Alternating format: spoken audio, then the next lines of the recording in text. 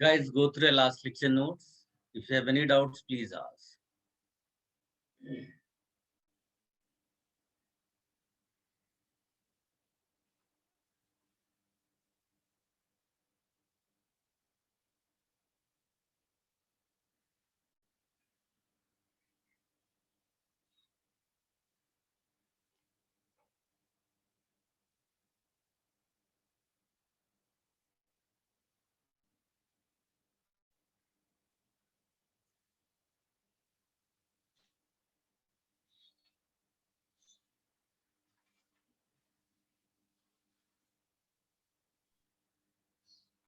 आपके बैच में परहैप्स हमने ड्यूटरेशन वगैरह सब कर लिया था, ड्यूटेरियम एक्सचेंज।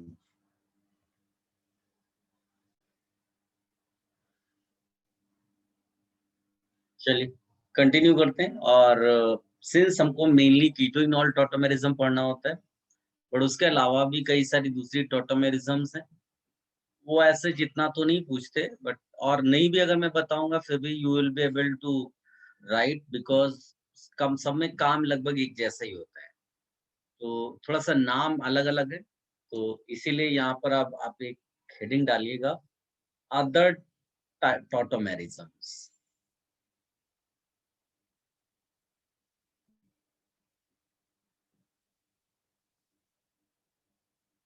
अदर टॉटोमेरिज्म्स नंबर 1,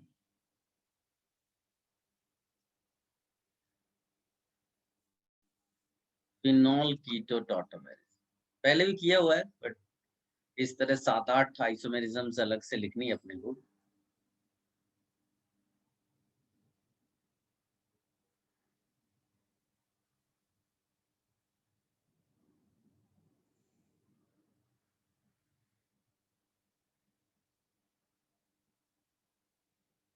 एक है नाइट्रोसो ऑक्सिम टॉटोमेरिज्म।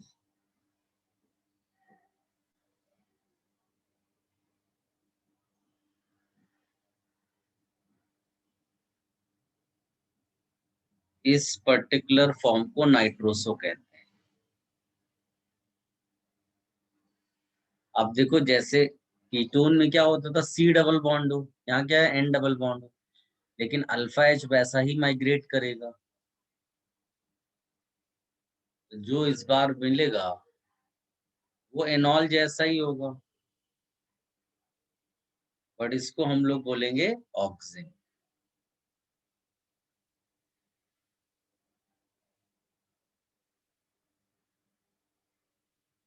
कॉपी कर लो। इस तरह के करीब करीब हम लोग 7-8 डिफरेंट टॉटोमेरिज्म्स है वो लिखेंगे।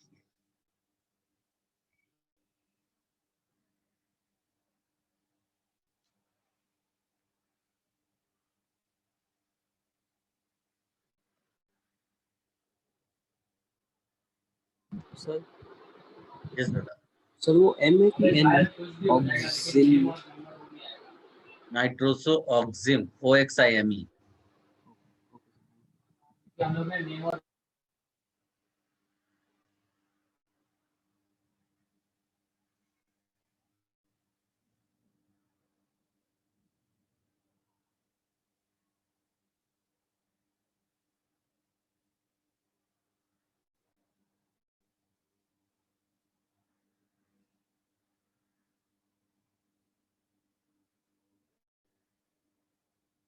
Done sir.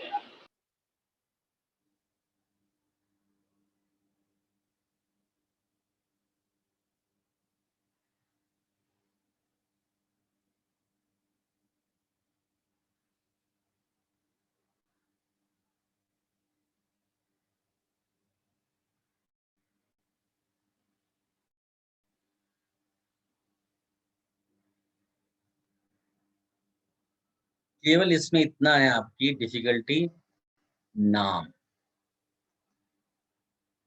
नेम आपको केवल रिलेट करना पड़ेगा गिवन स्ट्रक्चर से।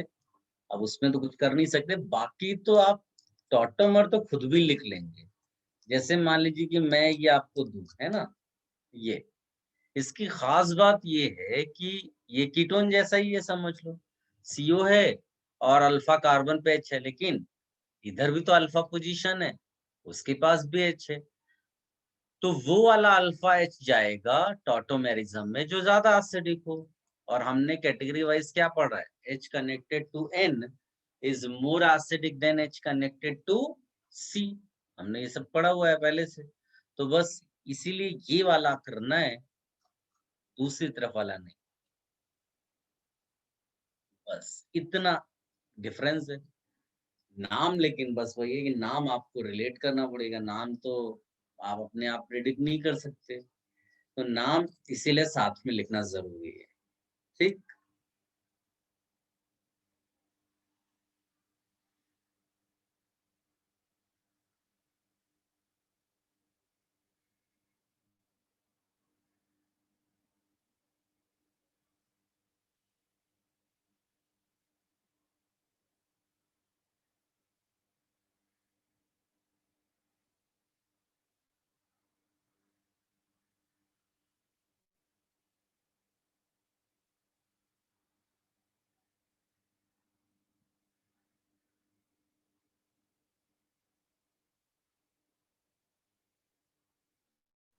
ये भी कॉपी कर लो।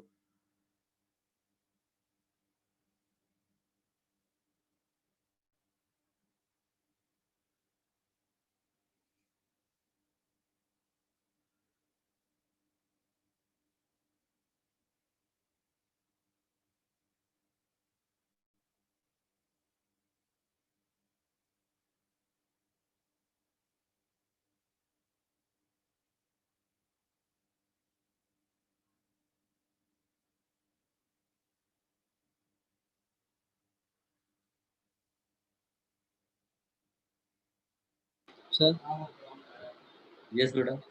सर वो जो फोर्थ वाला आपने लिखा है वो नाइट्रोजन के राइट में जो है वो भी अल्फा कार्बन है, तो वो टॉटोमेरिज्म में आ सकता है।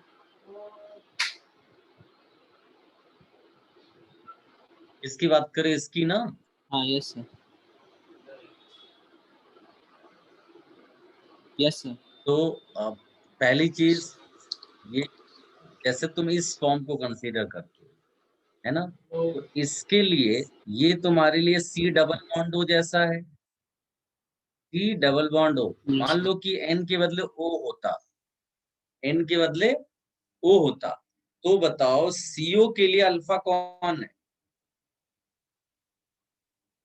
वो CH3 और दोनों CH3। हाँ। खत्म। अच्छा। Thank you sir.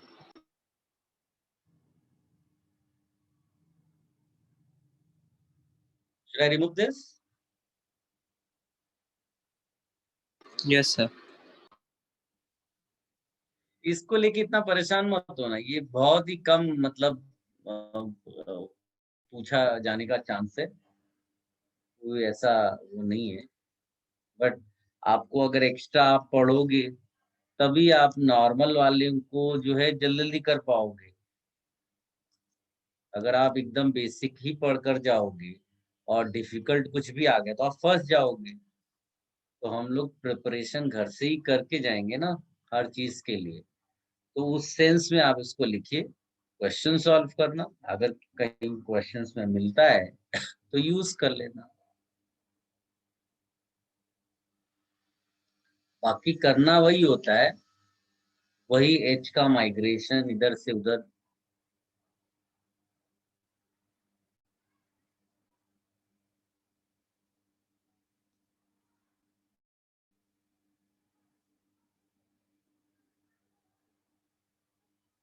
कॉपी कर लो इसको भी।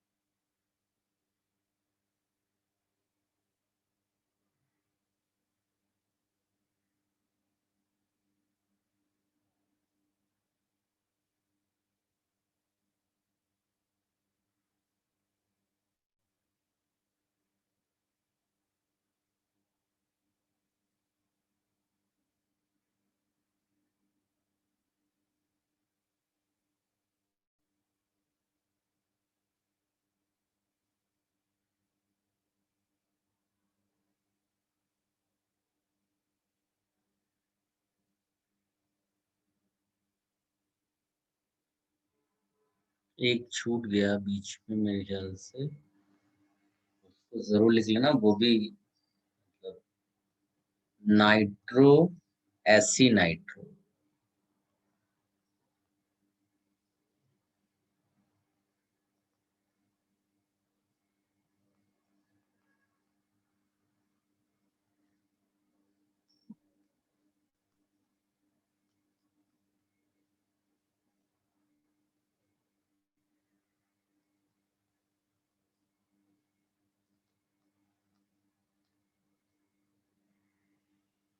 कॉपी कर लो उसको।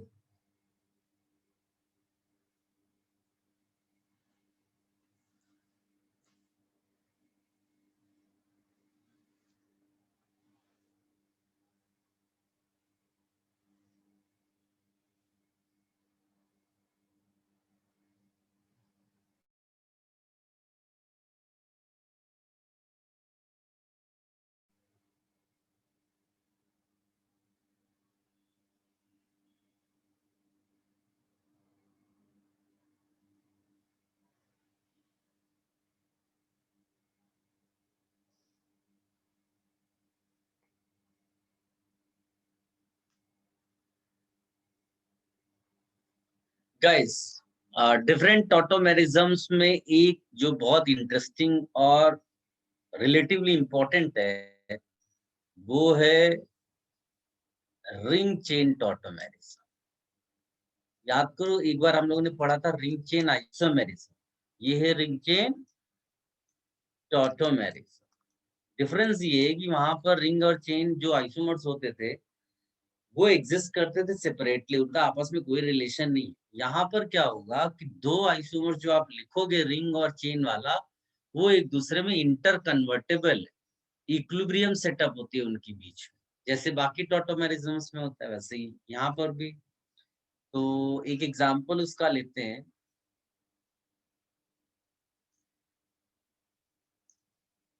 एक चैप्टर है आपके सिलेबस में बायोमोलिक्यूल्स, लगभग लास्ट में पढ़ते हैं ऑर्गेनिक में, उसमें ये रिंग चेन टॉटोमेरिज्म का बड़ा यूज है।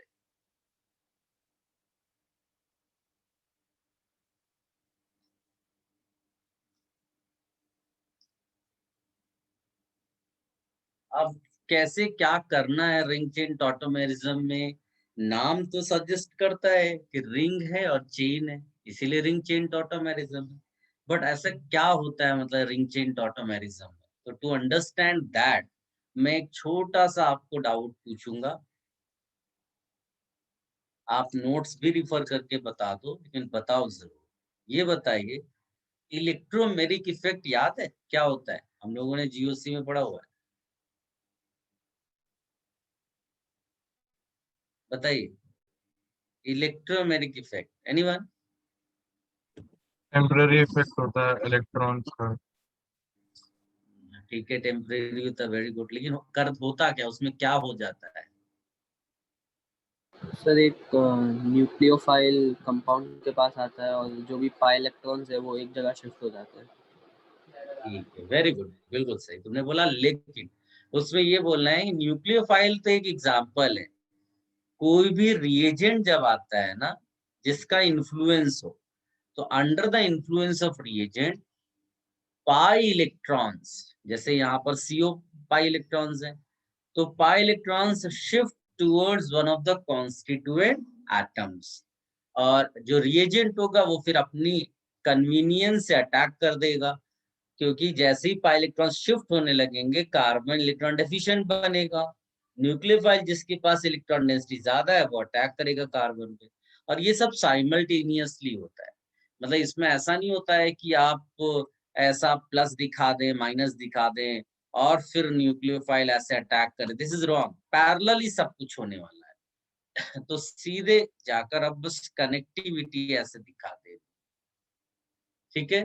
इसको कहते हैं टेम्परेरी इफेक्ट, बिकॉज जब तक रिएजेंट रहेगा तब तक ये काम होगा, रिएजेंट आप हटा दो तो फिर वो कोई शिफ्टिंग दिखाएगा नहीं। क्लियर है? तो उसका अपने स्ट्रिंग चेन टॉटोमेरिज्म से क्या लेना देना? तो जरा इसका थोड़ा डिजाइन हम लोग बदल दें। अगर मैं इसका डिजाइन कुछ ऐसा बना दूं तो तुम्हें ज्यादा क्लियर हो जाएगा। ध्यान से देखो, ये ऑक्सीजन के पास लोन पेयर दिख रहा है, तो यानी इंटरनली एक ऐसा ग्रुप प्रेजेंट है जो रिएजेंट का काम कर सकता है, और इंटरनली एक ऐसा ग्रुप प्रेजेंट है जिसमें पाई इलेक्ट्रॉन्स हैं शिफ्ट होने के लिए। तो साइमल्टेनियसली देखो वैसा ही हम यहाँ दिखाएंगे, विजुअलाइज कर पा रहे हो? तो होगा क्या कि ये एक रिंग में कन्वर्ट हो जाएगा, ऑक्सीजन यहाँ है, कनेक्ट करेगा कार्बन के साथ लाइक दिस, ये O माइनस हो जाएगा लेकिन यहाँ भी तो H लगा हुआ है, और वो जब इलेक्ट्रॉन देगा तो यहाँ प्लस आएगा, तो H उस प्लस को न्यूट्रलाइज करने के लिए अपने आप को रिमूव करेगा, तो H प्लस निकला, लेकिन जाएगा कहाँ? O माइनस के पास, यानी कि अल्टीमेटली तुम्हें ये मिलेगा। इसको ही कहते हैं हम लोग चेन टॉटोमर। ये ओपन चेन था, सॉरी रिंग आइसोमर, ये ओपन चेन था, तो ये चेन टॉटोमर हो गया, और ये अपना रिंग टॉटोमर हो गया। तो ये है अपना ring chain tautomerism. Is it clear? Copy कर लो।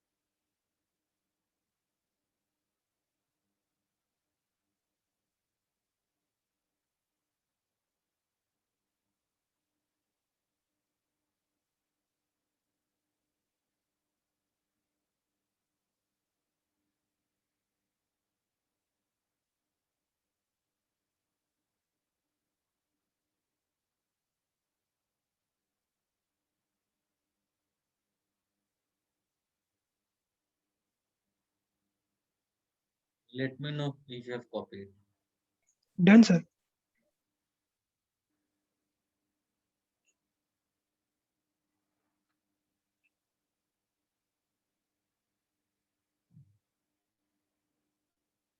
जो अभी तक अदर टॉटोमेरिज्म्स में हमने लिखा है उसमें सबसे इंपॉर्टेंट यही है, रिंग चेन टॉटोमेरिज्म।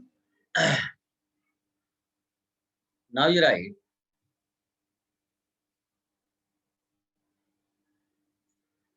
एक थोड़ा डिफरेंट टॉटोमेरिज्म है, जो अगर आप पढ़कर नहीं जाओगे तो believe me you will not be able to predict कि वो टॉटोमेरिज्म है।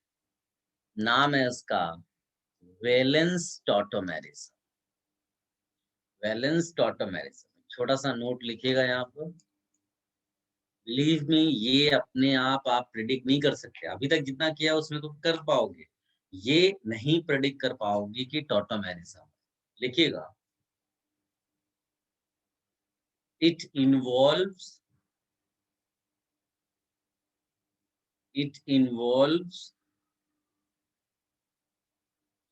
redistribution of it involves redistribution of valence bonds.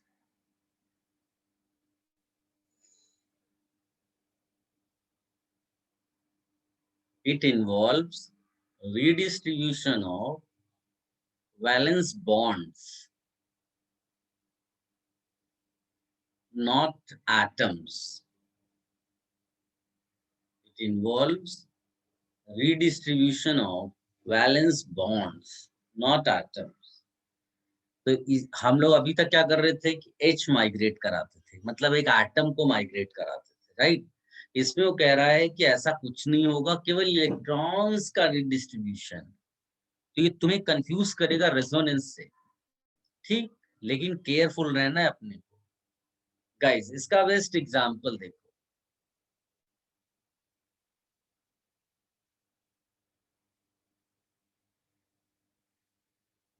याद है टब शेप?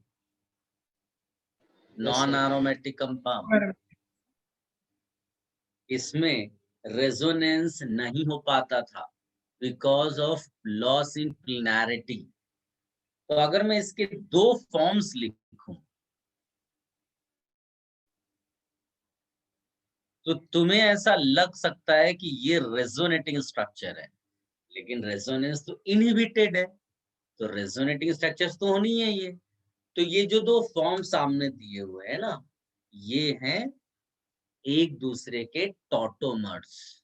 ठीक है, यहाँ खाली वैलेंस इलेक्ट्रॉन्स का, वैलेंस बॉन्ड्स का रिडिस्ट्रीब्यूशन हुआ है। तो ये एग्जांपल किस में फॉल करेगा? अपना टॉटोमेरिज्म में। रेजोनेंस में फॉल नहीं करेगा क्योंकि रेजोनेंस तो इनहिबिटेड था।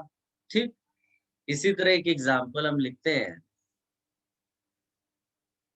ये वाला, ये एंटी एरोमेटिक है, लेकिन अगर इसमें इस तरह से आप बल्कि ग्रुप्स लगा दो तो resonance gets inhibited,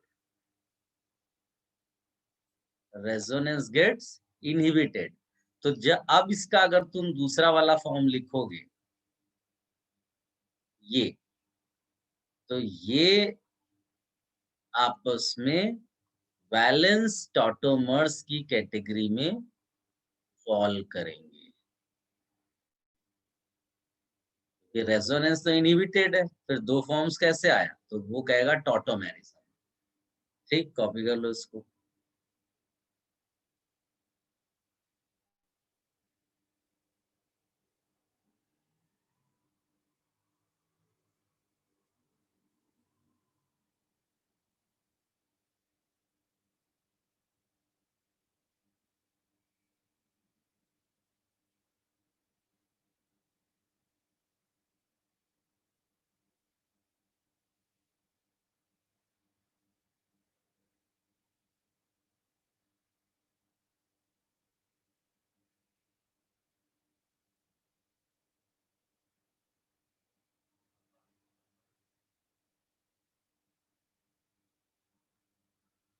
Done. Should I remove this? Sir, 1 minute.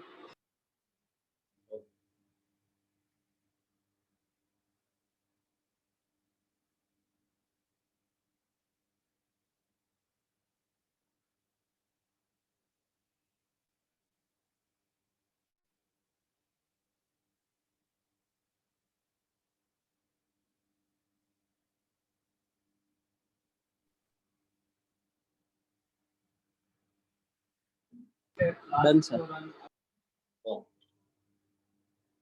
यहीं पर एक और एग्जाम्पल इसका लिख लो, फिर टॉटोमेरिज्म कंप्लीट हो जाएगा।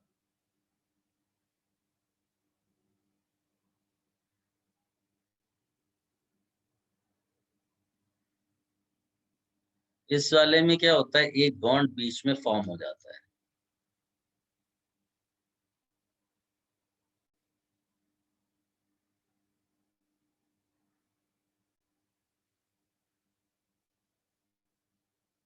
ये इसको भी हम लोग वैलेंस टॉटोमेरिज्म की कैटेगरी में डालते हैं। ये भी कॉपी कर लो।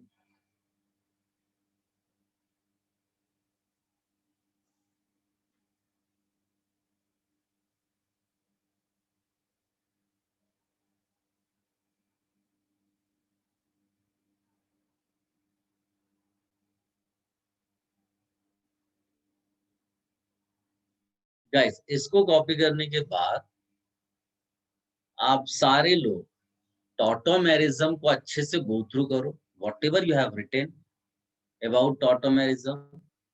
सबसे इंपॉर्टेंट आइसोमेरिज्म है स्ट्रक्चरल में, इसीलिए हमने बहुत डिटेल्स में चीजें की है। मैंने आपको लगभग हर चीज लिखाई है, स्ट्रैटेजीज बताई है, कैसे अटेम्प्ट करना है क्वेश्चंस को, किस टाइप के क्वेश्चंस बनते हैं वो भी बताया मैंने।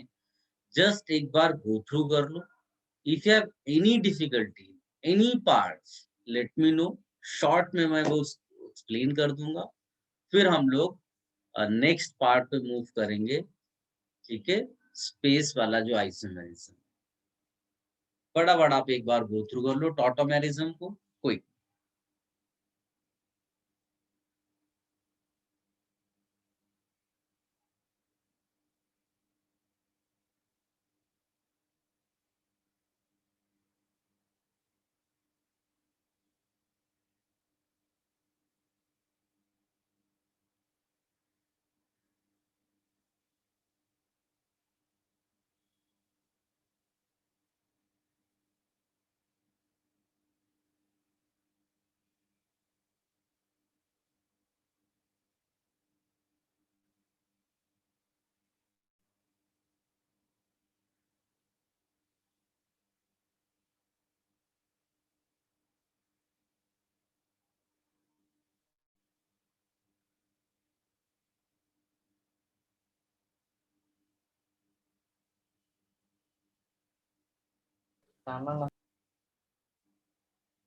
Any doubts, let me know.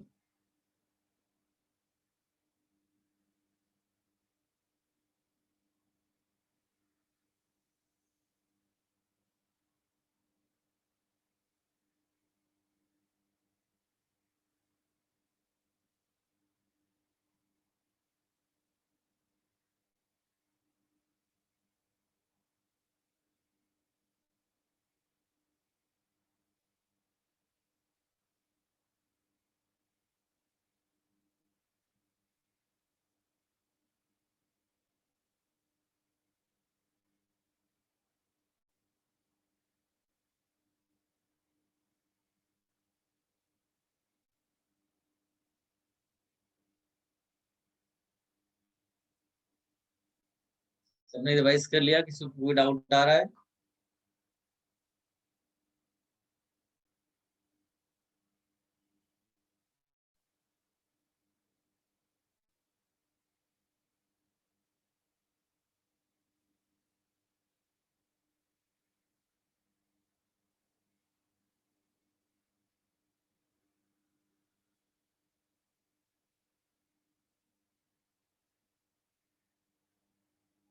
चलिए, सो अगर आपको कोई डाउट नहीं है, देन यू अटेम्प्ट एक्सरसाइज 1 का, होम असाइनमेंट 1 का क्वेश्चन नंबर 31।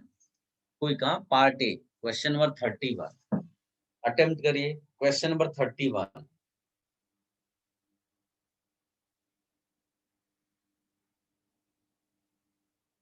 और केवल ये मत निकालना कि आंसर क्या है, ये भी एनालाइज करना कौन से आइसोमेरिज्म किस कंपाउंड में हो रही है।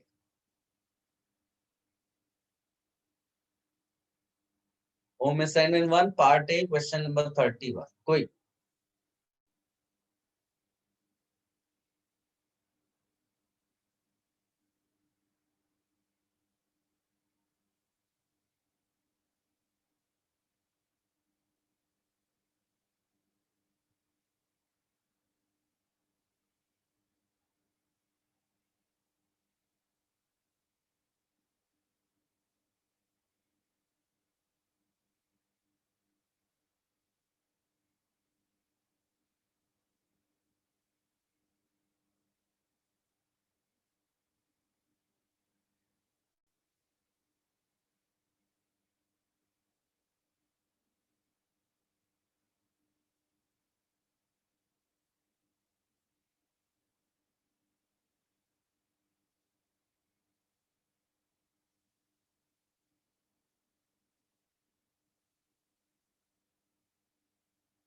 कर लिया सबने?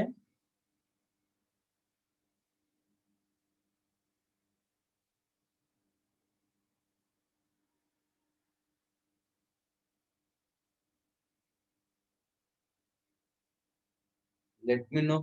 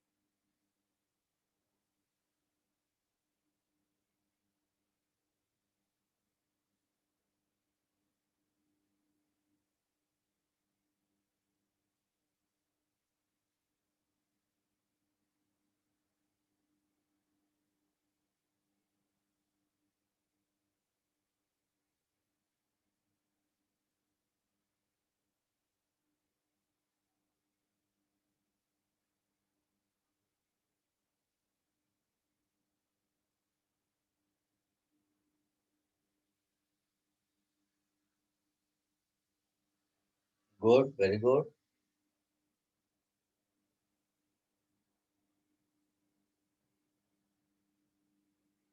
गुड। आंसर आप निकाल रहे हो, दैट इज ओके, बट ये भी एनालाइज करना कि ए वाले में क्या टॉटोमेरिज्म है, बी में क्या टॉटोमेरिज्म है, सी में क्या टॉटोमेरिज्म है, डी में क्या टॉटोमेरिज्म है, ये भी एनालाइज करना है।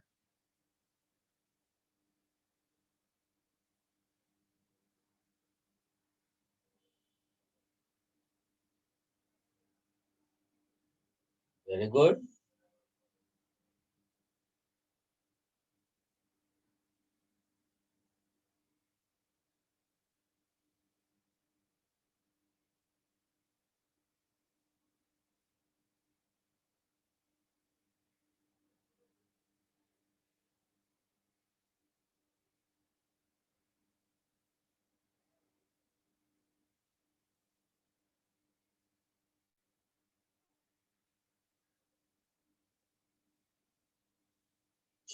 डिस्कशन कर लेते हैं। गाइस देखो, मैं आपको इसमें हर एक ऑप्शन को एनालाइज करके दिखाता हूँ। आपको टॉटोमेरिज्म का एक भी क्वेश्चन गलत नहीं होना एग्जाम में, ठीक है?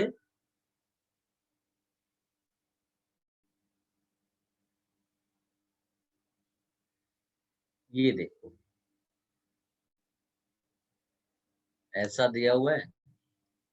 अब तुम इसको जरा एनालाइज करो, इस हिस्से को देखो, क्या तुम्हें एनॉल दिखाई दे रहा है? एनॉल किसको कहते हैं? एक डबल बॉन्ड हो और उसी डबल बॉन्ड कार्बन के साथ OH लगाओ, दिख रहा है ना एनॉल। अब अगर मैं इस एनॉल का कीटो बनवा लूं तुमसे, तो कैसा बनाओगे? ये तो अनटच्ड, ये अनटच्ड, यहाँ पर डबल बॉन्डो बन जाएगा और वो H यहाँ आ जाएगा, मतलब ऐसा। ये CHO ऐसा लिखा है पहले से, क्लियर है? अब इसको देखो, ये नहीं दिया हुआ है तुम्हारे उसमें, ऑप्शन ए में देखो, ये नहीं दिया है। इसको देखो, ये कीटो फॉर्म है जिसके पास अल्फा H है। अगर मैं इसका टॉटोमर लिख दूं,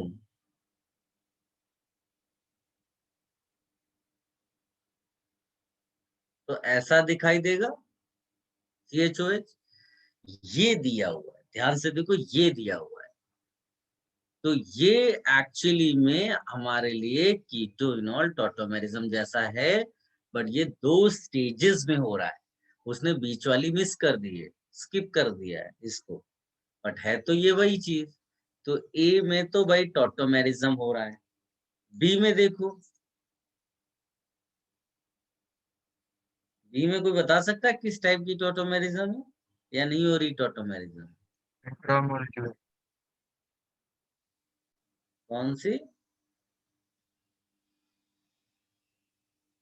सर रिंग चेन। अब भी, यस बेटा, अब भी अभी हमने पढ़ा कि इस तरह से अटैक हुआ, फिर ये O+ बन जाएगा, H उसको न्यूट्रलाइज करने के लिए निकलेगा और इस O- को मिल जाएगा।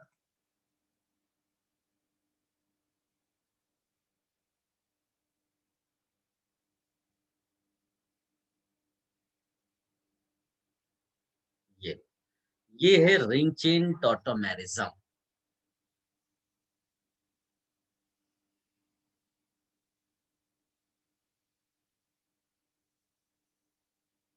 Ring chain tautomerism. अब ऑप्शन सी में देखो, सी वाले में ऐसा डिजाइन है, ऐसा डिजाइन है, यहाँ पर N है, उसके साथ H लगा हुआ है, फिर ये C डबल बॉन्डो भी दिया हुआ है। I think this is clear to everybody. अब इसकी खास बात ये है कि ये जो नाइट्रोजन है ना, इसके पास लोन पेयर है। तो जैसे अभी थोड़ी देर पहले रिंग चेन टॉटोमेरिज्म किया था ना हमने, अब फिर ये N पे प्लस आएगा, H+ हटा दो, O- को दे दो, तो ये ऐसा दिखेगा।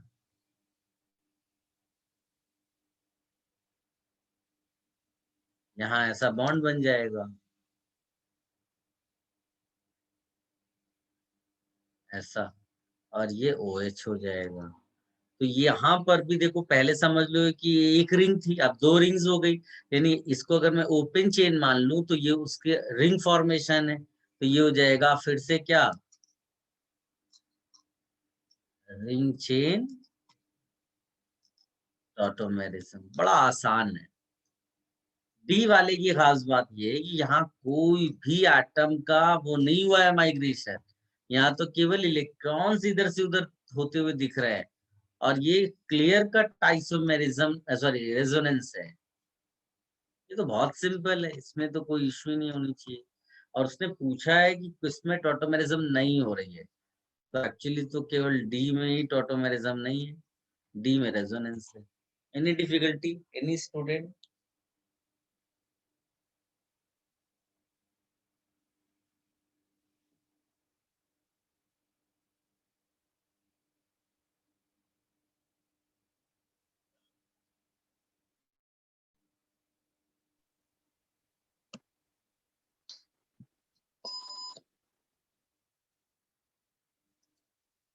Any student, any doubt? No, sir sir. Previous Ramesh page trying to say दिखाइए। something? अच्छा प्रीवियस पेज देखना, एक मिनट। अभी जो ए ऑप्शन था ना वो बहुत अच्छा क्वेश्चन है, मतलब वो पार्ट बहुत अच्छा है कि उसमें डायरेक्ट तुमको नहीं समझ में आएगा टॉटोमेरिज्म हो रहा है, लेकिन स्टेप्स में जाओगे तो आपको वहां तक पहुंच जाओगे।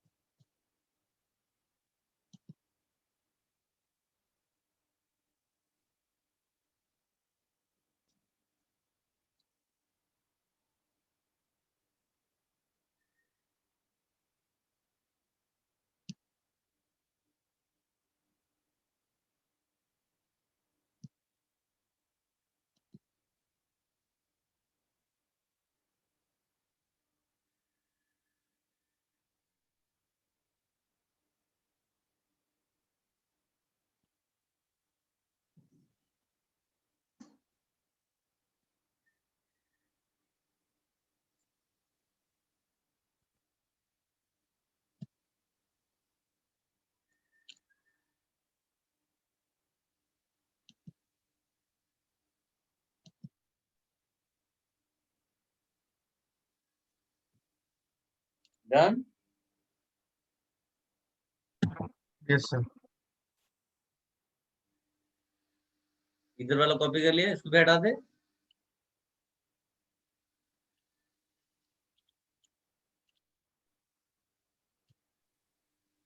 Yes, sir. गाइस ये हो गया structural isomerism. Now we will deal with stereo और space isomerism.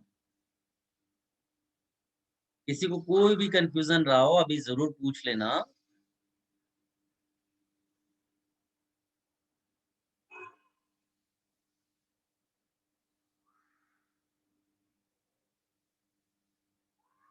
Stereo isomerism,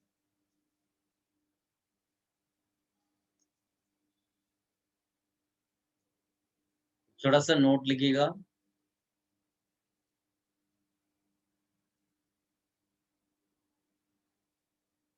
right a small note.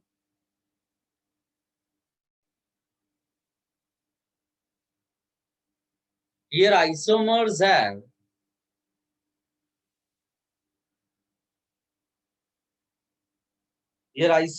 have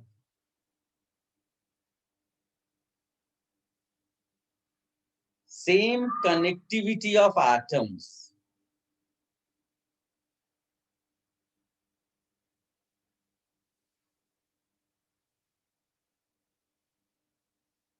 Same connectivity of atoms.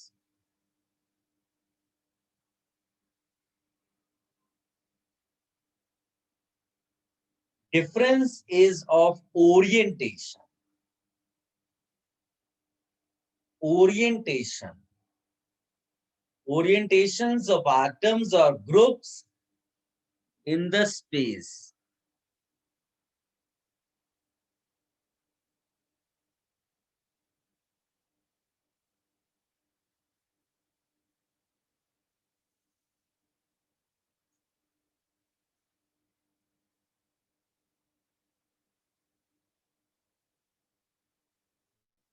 Orientations of atoms or groups in the space.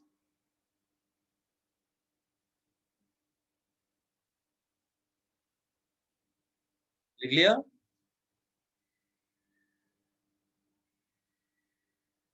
Yes, sir.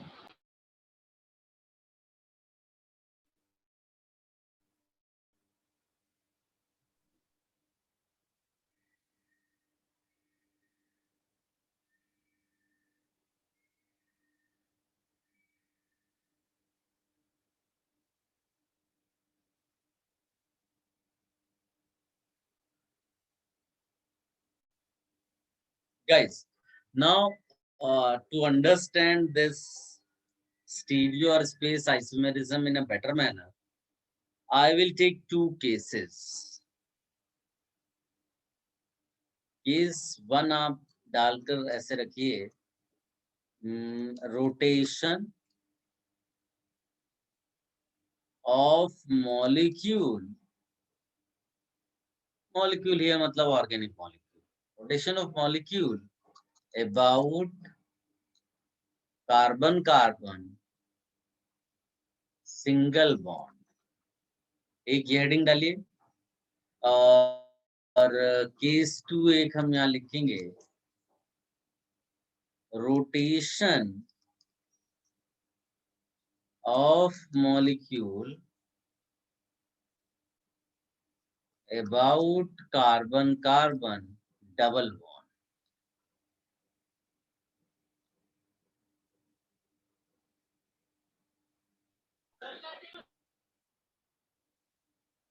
ठीक है, 2 cases हम study करेंगे, उसके basis पे आपको stereo isomerism का एक बेटर आइडिया लगेगा। तो पहले आते हैं ये केस 1 पे। तो इसका कोई एग्जांपल चूज करते हैं। मान लीजिए कि आपने ले लिया CH3 इथेन ले लिया। Can you guess hybridization of each carbon atom? Sir sp3 sp3 sp3 बिल्कुल सही, sp3 और ये जो बीच में सिंगल बॉन्ड दिख रहा है ये क्या है? सिग्मा है, पाई है, ये कंबाइंड है, क्या है ये? sigma sir sigma sigma bond. और सिग्मा बॉन्ड की खास बात ये होती है कि सिग्मा बॉन्ड जो होता है ना वो सिलेंड्रिकली सिमेट्रिकल बॉन्ड होता है। Cylindrically symmetrical bond, cylindrically symmetrical bond की खास बात ये है कि अगर तुम उसको रोटेट कराओगे ना तो कोई चेंज नहीं दिखाई देगा। मतलब जब तुम इसको घुमाओगे तो सिलेंडर का ना तो लेंथ बढ़ेगा, ना लेंथ कम होगा, ना स्ट्रेंथ बढ़ेगा, ना स्ट्रेंथ कम होगा, कोई चेंजेस नहीं दिखाई देंगे। खाली क्या होगा कि ये जो ग्रुप्स यहाँ लगे ना, H एटम्स लगे, इनका आपस में पोजीशनिंग थोड़ा चेंज होगा बस, जिसको आप स्पेस में ओरिएंटेशन बोल रहे हो। ठीक है, तो ये जो है ना यहाँ पर जो रोटेशन होता है इसको हम बोलते हैं free rotation. Free rotation. So conclusion is rotation of molecule about carbon carbon single bond is a free rotation. अभी मैं सारा नोट वगैरह भी लिखाऊंगा, डोंट वरी, अभी केवल आप ध्यान दो। तो ये रोटेशन फ्री रोटेशन है, बहुत कम एनर्जी लगती है इसको रोटेट करने के लिए, and that energy is available in the atmosphere. ठीक है, इथेन के एग्जांपल में 12.5 किलो जूल पर मोल, कितना? 12.5 किलो जूल पर मोल एनर्जी लगती है। इसको आप किलो कैलोरी में भी कन्वर्ट कर सकते हो। ये एनर्जी रिक्वायर्ड होती है और ये बहुत कम एनर्जी मानी जाती है, ये इतनी एनर्जी अवेलेबल होती है एटमॉस्फेयर में। अब देखो, अगर मैंने carbon carbon double bond consider कर लिया तो क्या डिफरेंस आएगा? ध्यान से देखना। एग्जाम्पल एक ले लेते हैं, CH3 CH double bond CH CH3। ये जो डबल बॉन्डेड कार्बन एटम्स हैं इनका हाइब्रिडाइजेशन बता सकते हो? sp2 दोनों का? यस सर sp2 और बीच का बॉन्ड जो दिख रहा है तुम लोग देख सकते हो, यहाँ पर एक सिग्मा बॉन्ड है और एक कौन सा बॉन्ड है? pi bond पाई। तो अगर मैं इसको ड्रॉ करूं ट्रायगोनल प्लेनर वाली स्टाइल में, तो ये कार्बन है जो 3 बॉन्ड्स ऐसे बना रहा होगा sp2 के। इधर आप CH3 लगा दो, इधर H लगा दो, CH3 लगा दो, H लगा दो। लेकिन जो पाई बॉन्ड है वो p ऑर्बिटल के साइडवेज ओवरलैपिंग से बनता है ना? इसमें किसी को कोई डिफिकल्टी नहीं होगी। अब इसमें प्रॉब्लम ये है कि if you try to rotate molecule, ये जो तुमको दिख रहा है ना pi bond formation, p orbital का ओवरलैप, ये जैसे ही तुम घुमाओगे ओवरलैपिंग जो है वो परफेक्शन से दूर होती चली जाएगी। और अगर तुम पूरा घुमा दो, तोड़ दो किसी तरह से, पूरा घुमा दो, तो ये ऐसा दिखाई देगा। पूरा तुमने घुमा दिया।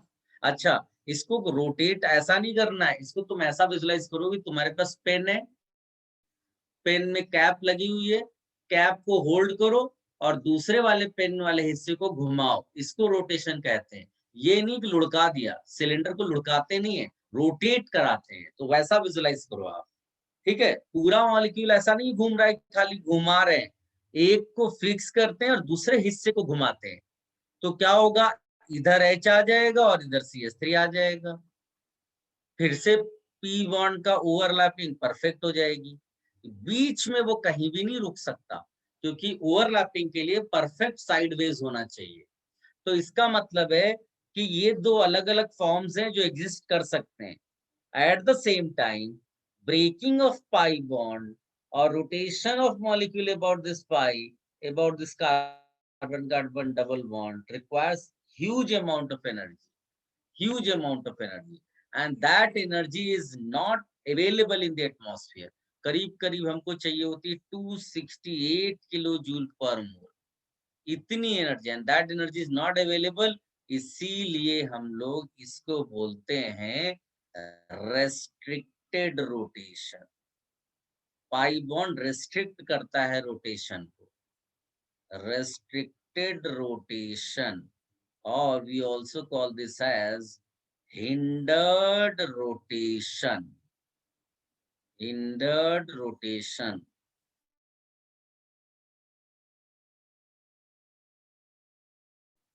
ठीक है, due to this restricted rotation, उसको बोलते हैं geometrical isomerism. Geometrical isomerism. And isomerism arises due to this free rotation. इसको हम लोग बोलते हैं conformational isomerism. Conformational isomerism. ठीक है, तो पहले तुम इसको कॉपी करोगे या मैं पहले नोट लिखाऊं? What you want? Sir note. पहले नोट लिखाऊं? ओके, लिखिएगा।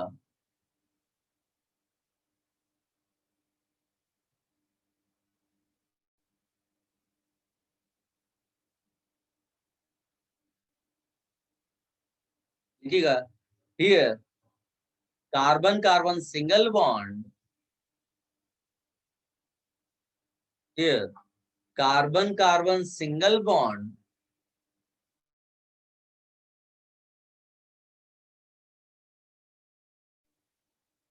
is symmetrical sigma bond. Cylindrically symmetrical sigma bond about the bond axis. About the bond axis.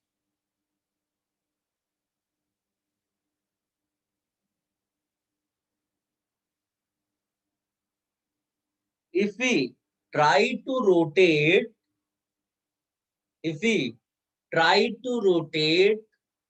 molecule, if you try to rotate molecule about carbon-carbon single bond,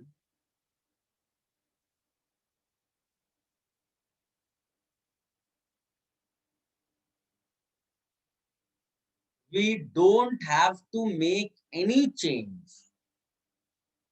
We don't have to make any change in the amount of orbital overlap.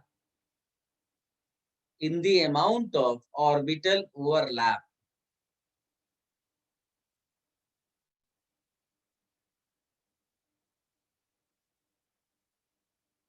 क्योंकि सब axial जो overlapping है वैसी है, तो आप घुमा रहे हो, इससे एक्सियल ओवरलैपिंग में कोई फर्क नहीं पड़ता है ना, फर्क पड़ेगा पाई वाले में, क्योंकि वो साइडवेज है।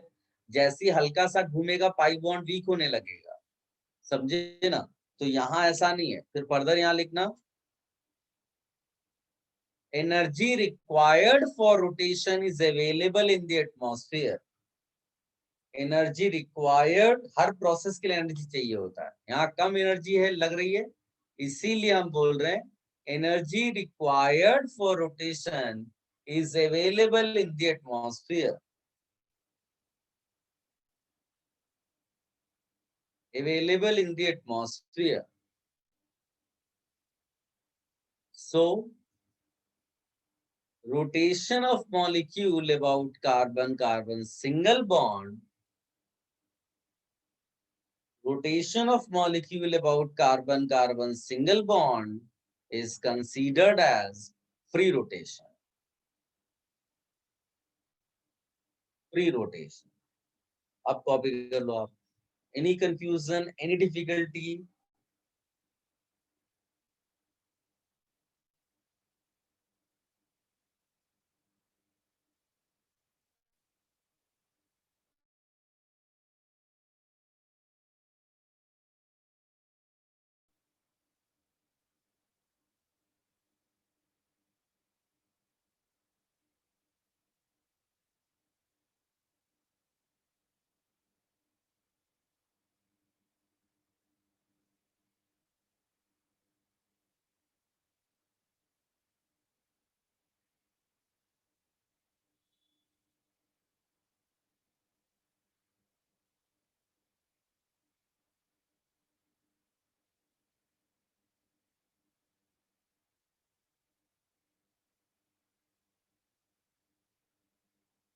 सबने कॉपी कर लिया?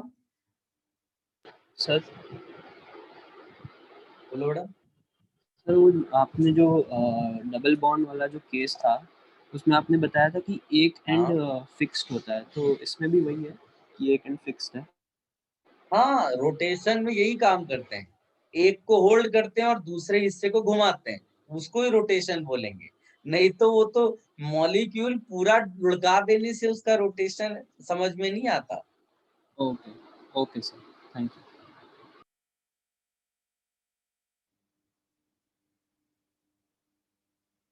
चलिए इसको हटा दें.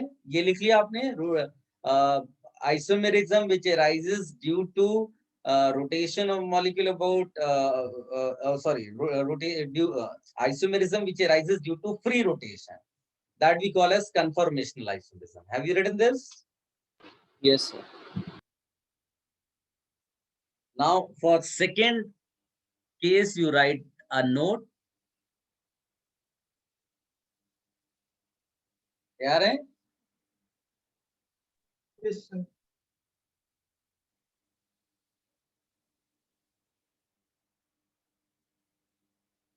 लिखिएगा यहाँ पर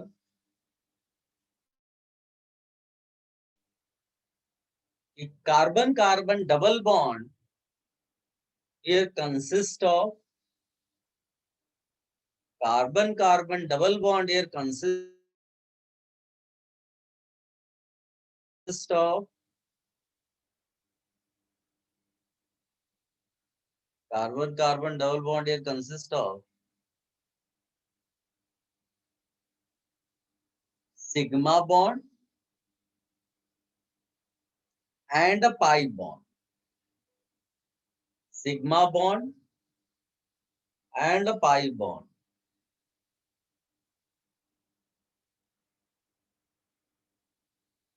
ठीक है? If we try to rotate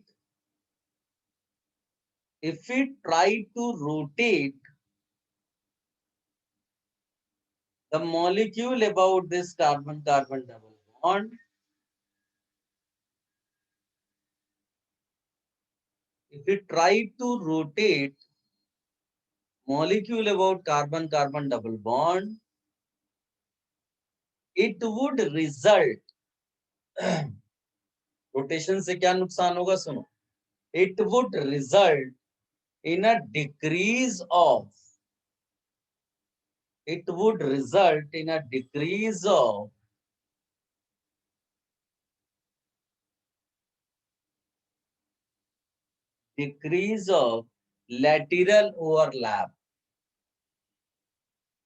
lateral overlap of two p orbitals. Lateral overlap of two p orbitals.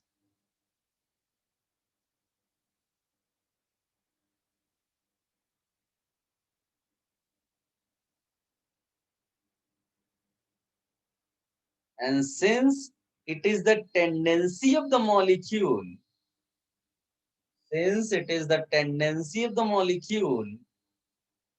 to produce maximum overlap,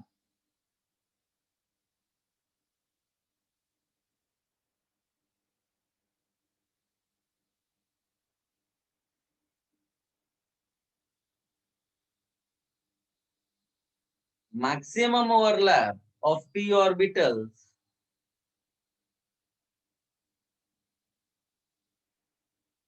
it will resist the rotation of molecule. It will resist the rotation about carbon-carbon double bond.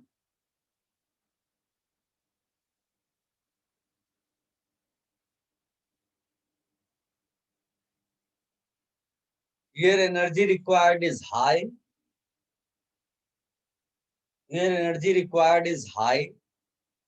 And that is not available in the atmosphere. Here energy required is high and that is not available in the atmosphere.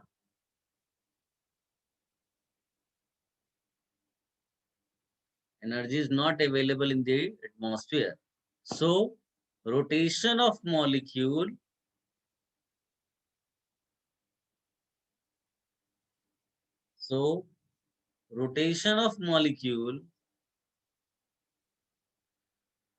about carbon-carbon double bond,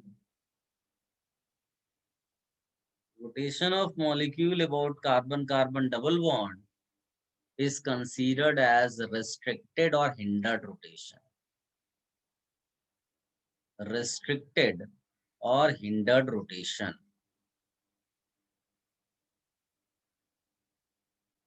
Isomerism, which arises due to hindered rotation, is geometrical isomerism.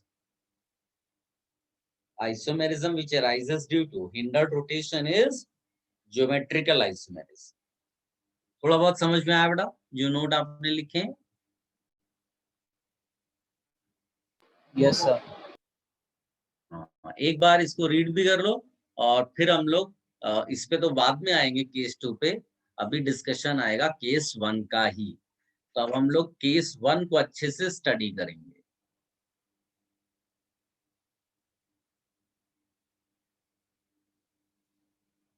एक बार आप read कर लो. मुझे अभी नहीं confuse. Sir आप एक minute वो case 2 के स्लाइड पे जा सकते हैं. हाँ सर बस एक मिनट. सब लोग इसको रीड कर लो. कोई कंफ्यूजन हो तो बोलो क्योंकि मैं आपको अलग स्टाइल से पढ़ा रहा हूँ. वरना बताने को तो खाली सीधे हेडिंग डाल करके डेफिनेशन दे देता, आप रट लेते. लेकिन मैंने आपको ये दिखाया कि आइसोमेरिज्म एराइज कहाँ से होती है, क्या रीजन.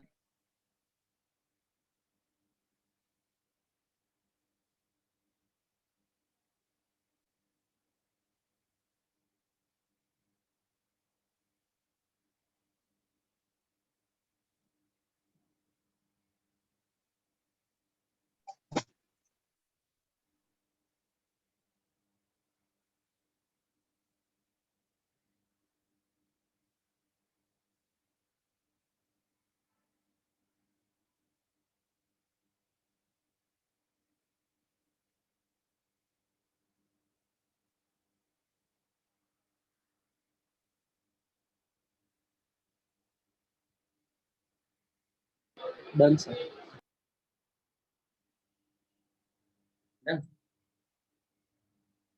चल बैक टू दिस. अब ये जो रोटेशन से जो आइसोमेरिज्म तुमने लिखा है कन्फॉर्मेशनल, ये आइसोमेरिज्म में आइसोमर्स कौन कौन से हैं, उनको क्या बोलते हैं, these things we have to understand. अब इसमें जैसे मान लीजिए कि मैंने एक सिलेंडर बना भी दिया एंड तुमने यहाँ इसको एच बी रिप्रेजेंट करा दिए इधर बॉन्ड्स. इसी तरह से यहाँ वो when you rotate molecule तो ये H इस H के कभी पैरेलल होगा, कभी एंटी पैरेलल होगा, कभी किसी पर्टिकुलर एंगल में होगा. बताइए ऐसे कितने ओरिएंटेशंस पॉसिबल हैं? Can you guess?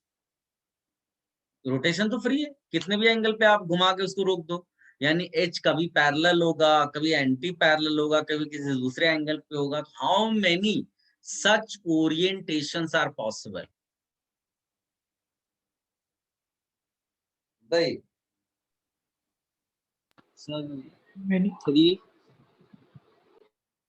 Infinite orientation. अरे भाई कितने भी एंगल पे रख सकते हो ना दो एच को, ये वाला और इस वाले सी एच को, कभी पैरेलल नजर आएंगे, कभी एंटी पैरेलल, कभी 2 डिग्री एंगल पे, कभी 3 डिग्री एंगल पे, कभी 4 डिग्री एंगल पे। तो कितने ओरिएंटेशंस पॉसिबल है? इन्फिनिट ओरिएंटेशंस, और इनको हम लोग बोलते हैं कन्फॉर्मेशंस। कन्फॉर्मेशंस बोलते हैं, या फिर हम बोलते हैं conformational isomers.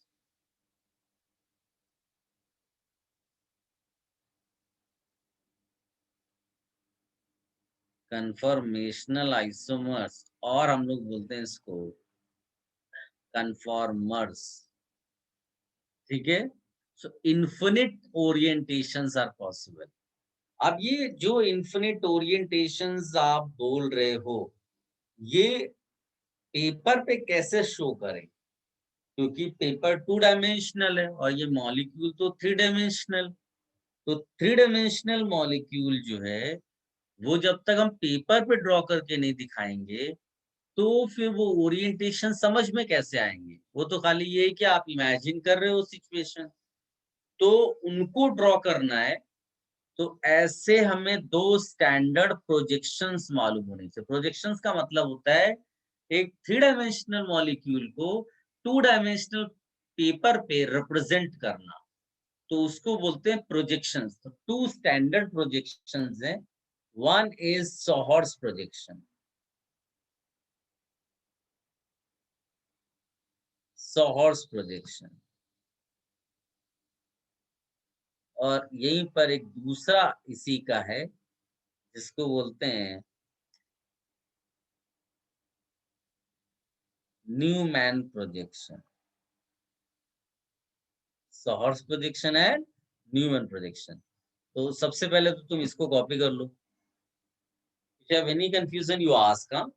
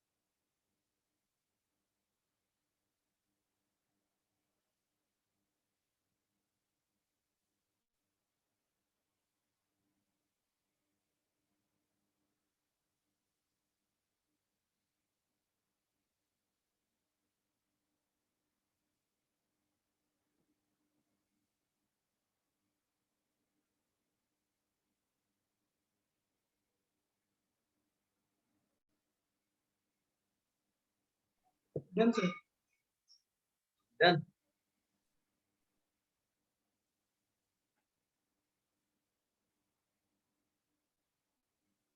Guys now will talk about 2 standard projections.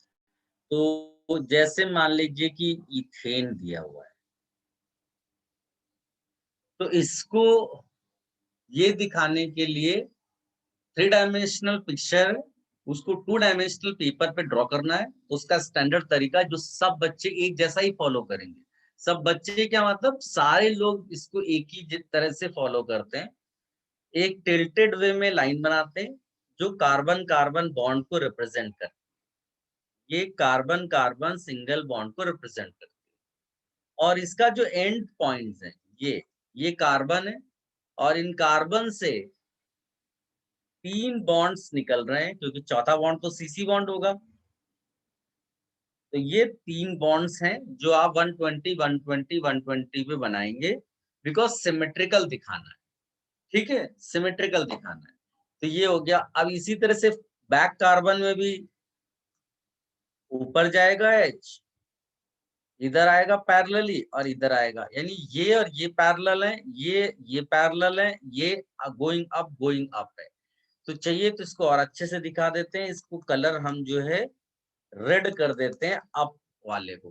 Going up मतलब हमने उसको रेड कलर दिखा दिया। किसी को कोई डिफिकल्टी नहीं होनी चाहिए यहाँ पर। अब इसी में अगर मान लीजिए कि मैंने 180 डिग्री घुमा दिया, तो जो तुम्हें ये दिख रहा है ना ऊपर की तरफ, वो नीचे हो जाएगा। तो मान लीजिए मैंने इसको होल्ड किया और ये वाले कार्बन को नीचे किया, मतलब रोटेशन बॉन्ड को, तो ये कुछ ऐसा दिखेगा।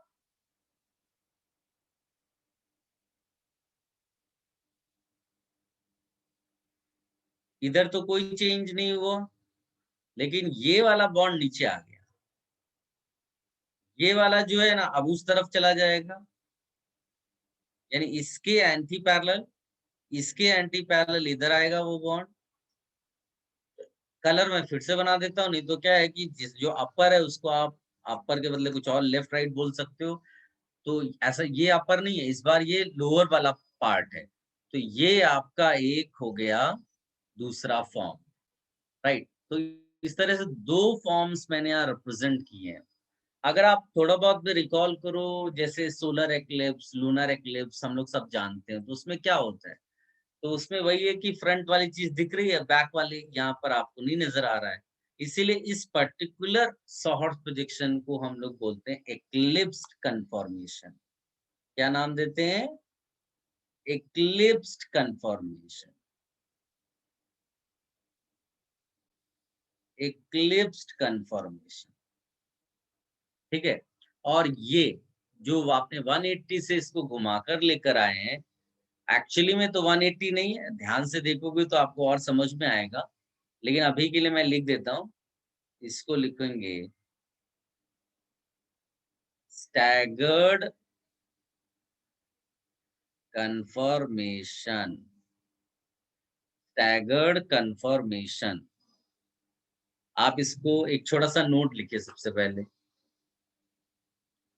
Conformational isomers,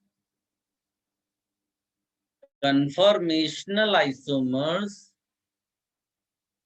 are commonly represented by Sohor's projection formulas and Newman projections. Sohor's projections and Newman projections. ठीक है, इसको पहले कॉपी कर लो आप। If you have any confusion, आप बिना किसी हेजिटेशन के पूछिए।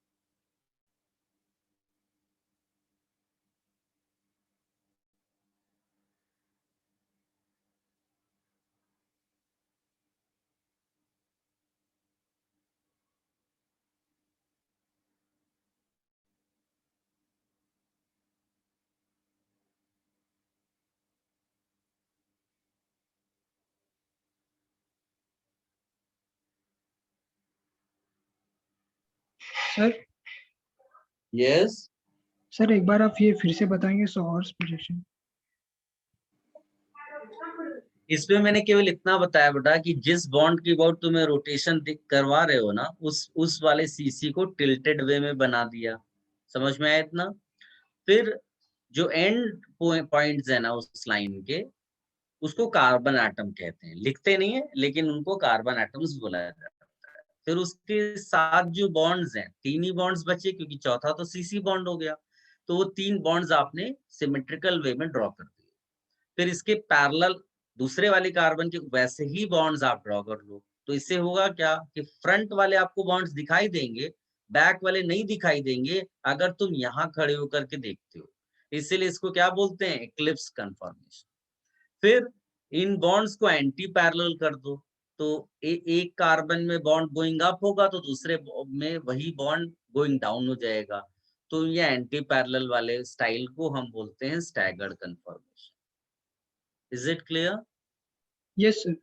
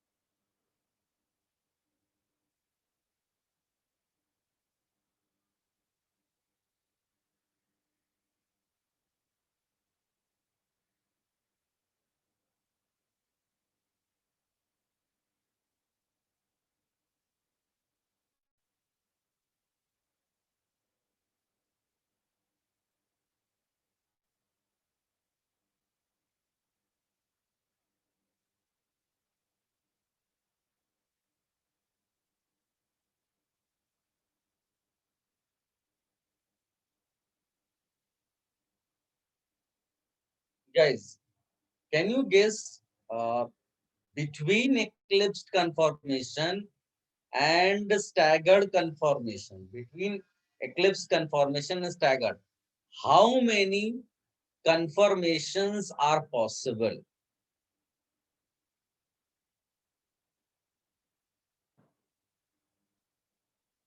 Between eclipsed conformation and staggered conformations, how many conformations are possible? 7 Very good. तो ये लाइन एक लिख लीजिएगा। ये कॉपी कर लिया सबने? Yes sir. Yes sir.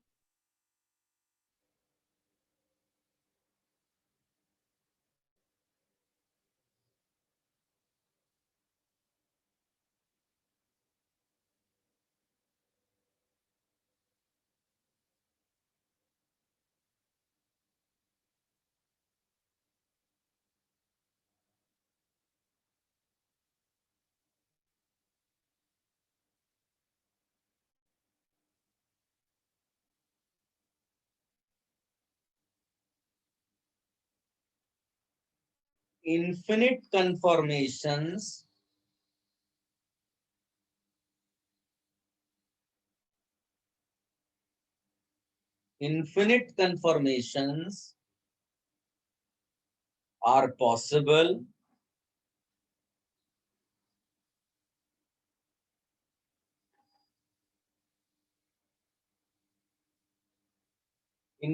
conformations are possible between eclipsed and staggered forms.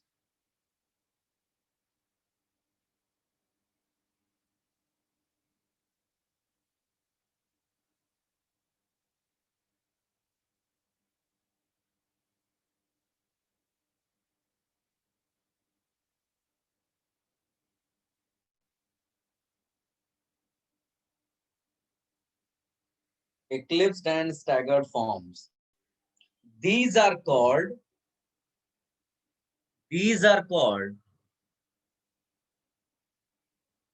skew conformers.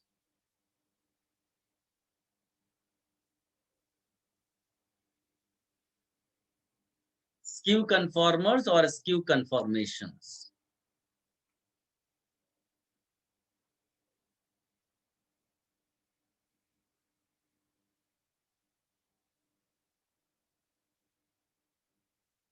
इसको भी लिखिए, हो जाए तो बताइए।